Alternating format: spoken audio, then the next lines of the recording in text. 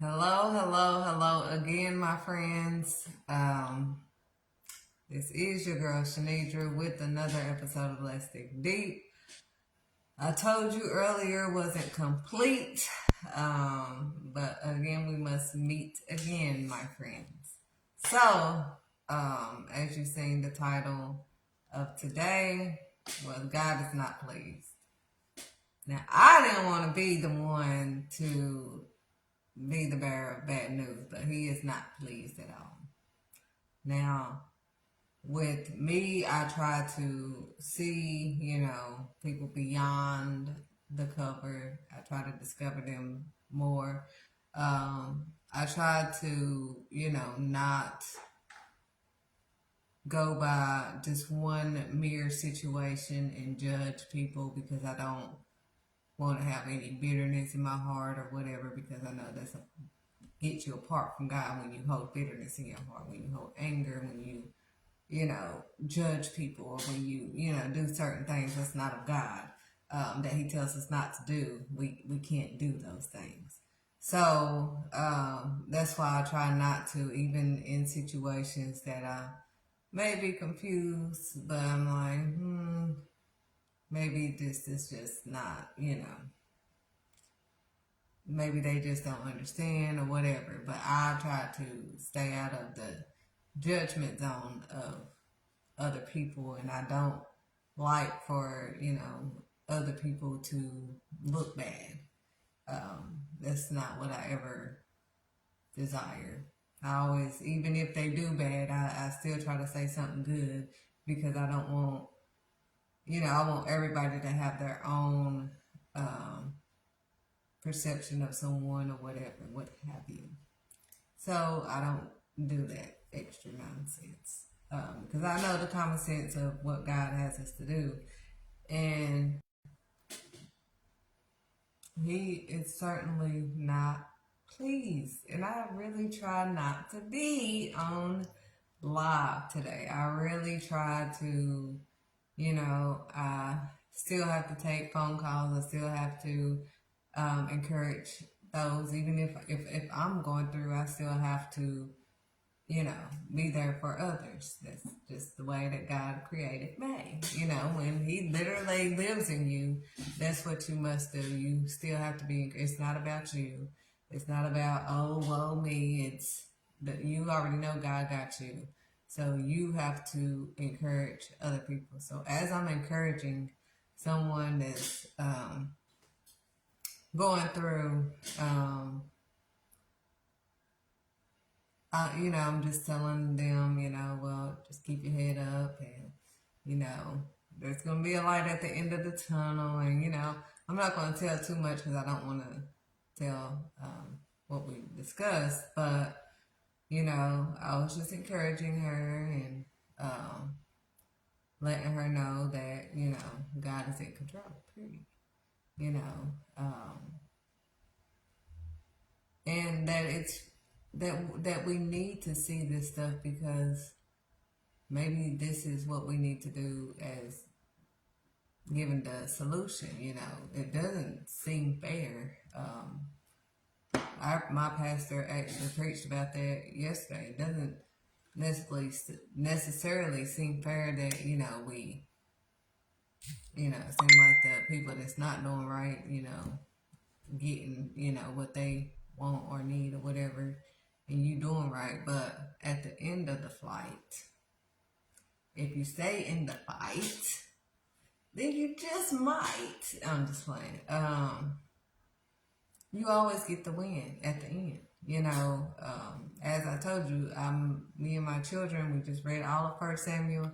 Now we're in Second Samuel. We dig deep. We go through the whole thing, and we go section by section, chapter by chapter. And David, David, how special David is to God. David had to go through a whole lot. Um, you know, with Saul. Saul, ended up, they were close, and then Saul ended up being jealous of David, and I don't know where I'm going with this.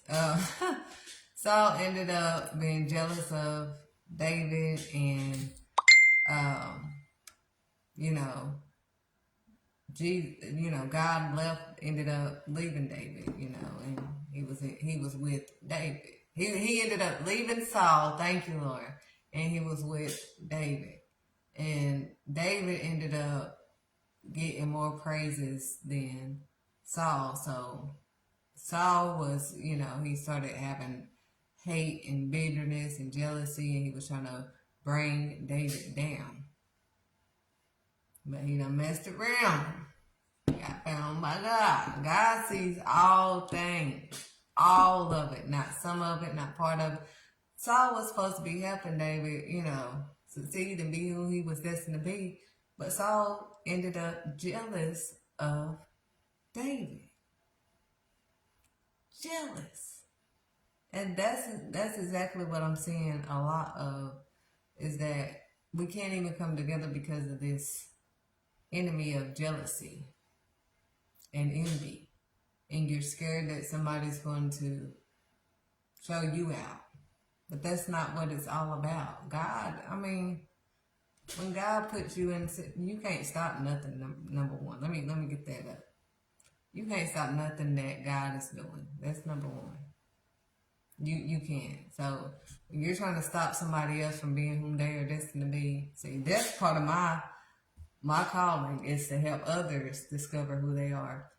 But so I love helping people build them up like God told us to do, and showing them who God told them that they are supposed to be. I love encouraging people. That's what I'm known for. In my actions, I don't have to say this. People know me as this type of person. But for those that, get scared or whatever and allow jealousy and envy to get in front of them instead of doing what God has them to do, and they get confused and they don't do what God, well, they're not stopping God. Joseph brothers got jealous of Joseph. That still didn't stop God's plan. See, that's the part that they didn't understand. And Joseph went through a lot of downfalls or whatever, but God was with him through it all. He was punished, he went to jail for no reason, and all he was doing was the right thing. Same thing with Daniel. All Daniel did was the right thing. And God allowed him to go into the lion's den just to show everybody, my friend, that God had him, period. He didn't get touched. He closed the mouths of the lion because God found Daniel innocent. Before, as I'm reading in 1st and 2nd Samuel, David, at this point, I know David starts slipping up and messing up, but at this point so far, David acknowledged God in all his ways. Before he went to a fight, before he did anything, he talked to the Father. Hey, do you want me to go against the Philistines? Are you going to hand them to me?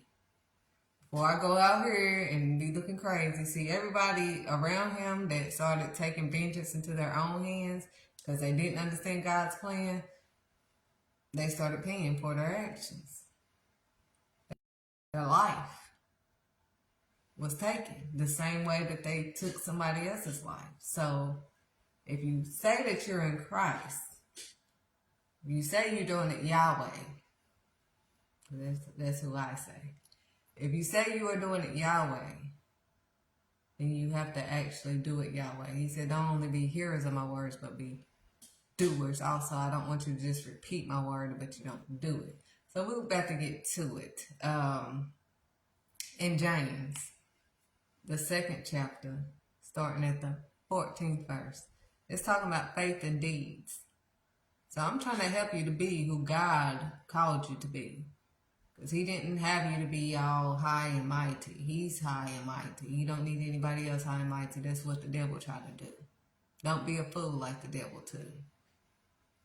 So, I'm trying to help you to do what he has you to do. So you can get the clue. So faith and deeds. What good is it, my brother and sister, if someone claims to have faith but no deeds? Can such faith save them? If they have no deeds, I mean, you can have all the faith in the world, but if you don't have any deeds, I mean, can it save them? That's a question mark right there. That's why I'm asking the question. Suppose a brother or sister is without clothes and daily food. This is in the Bible. We're reading James, the 2nd chapter, and we're at the 15th verse. It says, suppose a brother or sister, James, let me put this in the comments so y'all know exactly what I'm reading in the Bible. I'm reading in the NIV version.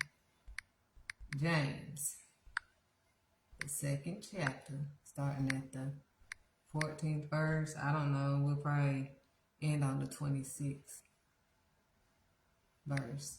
That's that last verse. I don't know what God is going to stop us, but right now that's what I think. Okay, so on verse 15 it says, suppose a brother or sister is without clothes and daily food. If one of you says to them, go in peace, keep warm and well fed, but does nothing about their physical needs, what good is it? Bible, James, 2nd chapter. It says, suppose a brother or sister is without clothes and daily food. If one of you says to them, go in peace, keep warm and well fed, but does nothing about their physical needs, what good is it? Question mark. This is what God is asking. Question mark. What good is that to tell them to keep warm and go in peace? And they're telling you they don't have clothes and food, but you say keep warm and go in peace. God said, what good is it? There's a question mark. If you're reading, it's James, the 2nd chapter, where we are at the 15th verse. We're going to the 16th verse. We did read in 16. He said, if one of you says to them, go in peace, keep warm and well fed, do nothing about their physical needs, what good is it? Verse 17, in the same way, faith by itself, if it is not accompanied by action, is dead. I don't know if you read that, but God said it's dead. You ain't doing what he said. I'm sure you just read what I read. But if you're not doing nothing about it, then you're not doing what he said, what he told you to do. You can't tell people to just go in peace and whatever. And he said, but does nothing. He said about their physical needs, what good is that? He said, in the same way, faith by itself, if it's not accompanied by action, it's dead. This is what God is saying. This is his word. The word was God. The word is God. And then the word became Yahweh. Flesh. Trying to bless. So, verse 18, he said, but someone will say, you have faith, I have deeds. Show me your faith without deeds, and I will show you my faith by my deeds. You believe that there is one God. Good. Even demons believe that. That's what God is saying. Good. You believe that there's one God. Ooh, even demons believe that. Good. That's what God is saying. Good. We got that understood. Okay. Demons believe that. They know that.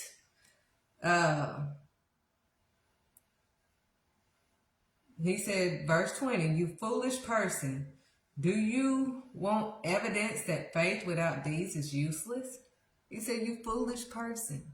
This is the NIV version. This is the Holy Bible. I'm not reading nothing else. Holy Bible, NIV version. I'm just reading it. And God is saying, you foolish person, do you want evidence that faith without deeds is useless? Question mark. There's a question mark right there. Was not our father Abraham considered righteous for what he did when he offered his son Isaac on the altar? Question mark. You see that his faith and his action were working together, and his faith was made complete by what he did.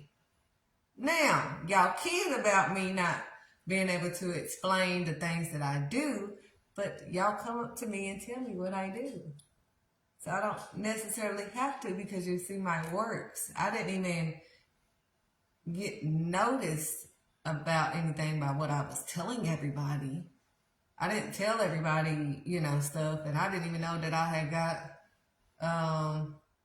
an award. They had to tell me about that, and that, the community saw what I was doing in the community. I didn't even have the slightest clue that I was chosen for that. I didn't have the slightest clue about them putting me in the newspaper. I didn't have the slightest, but they just seen my actions. This is what I was doing for the community without any help from the government or anything else. This was just me and God. And I was just putting faith with my actions. And not doing it for, looks.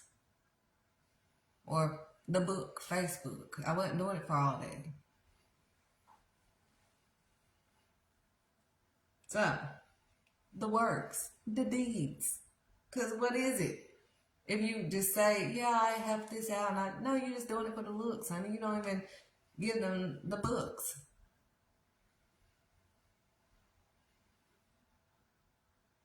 There's a lot of people that ask me, can they do activities for, the kids that I work with or whatever like that.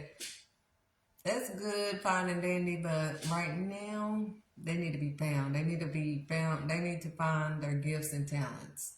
Your gifts will make you prosperous. So my job here on earth is to help them find their gifts and talents. And there's a lot of people that try to do it, but they can't do it because they're not living it.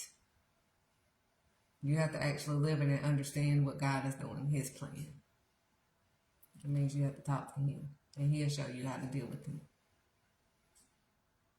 But it's not just about games and playing around, and they can do that anytime.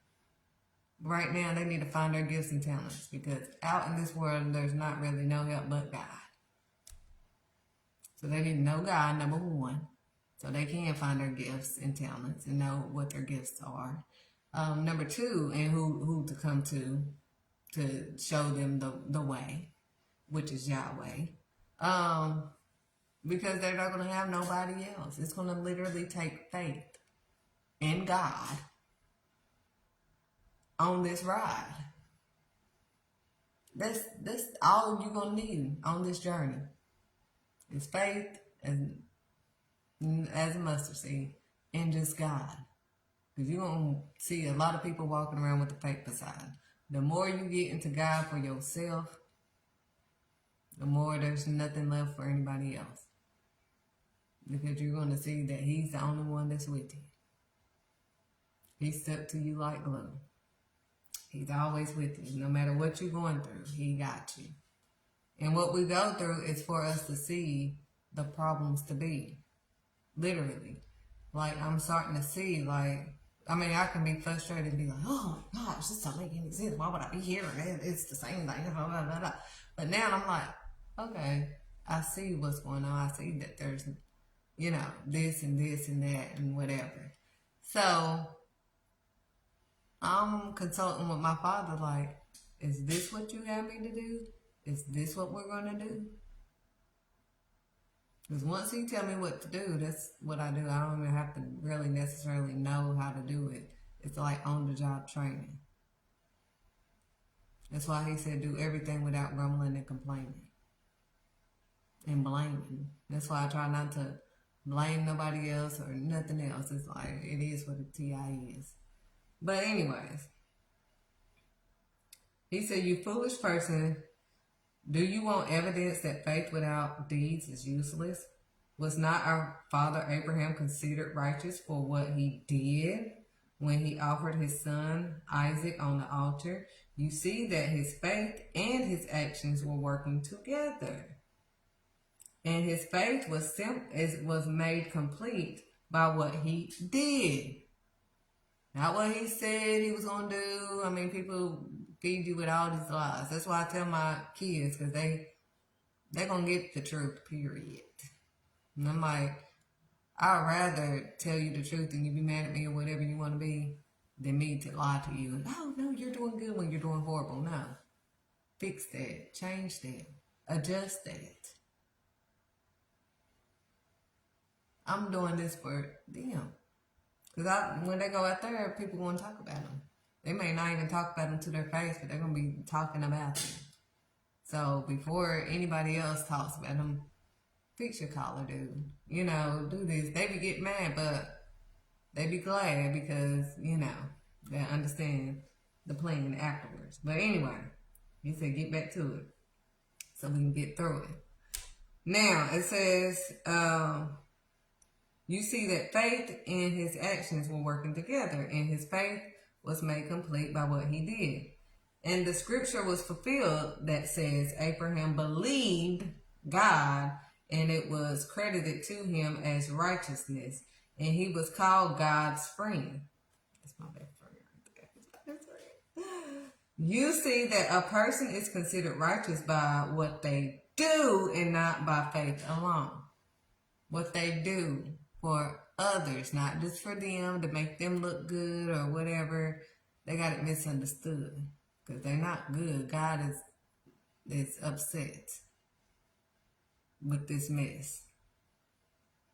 And with him viewing things through, when you have his heart and you start seeing things the way he sees things, it's like, oh my gosh, it starts weighing a little bit heavier than it used to. In the same way, was not even Rahab the prostitute considered righteous for what she did when she gave lodging to the spies and sent them off in a different direction? Even she could hear from God and do what God had her to do. So, as the body without the spirit is dead, so faith without deeds is dead. That's what we just read. So, God is in control. He is going to put you in open exposure if you don't start doing what he has you to do. I don't want you to be confused. I want you to do what he has you to do. Faith without works is dead. So if you're not doing the works, if you're not truly helping his people, then what are you doing? He said, what good is it? So have a blessed day.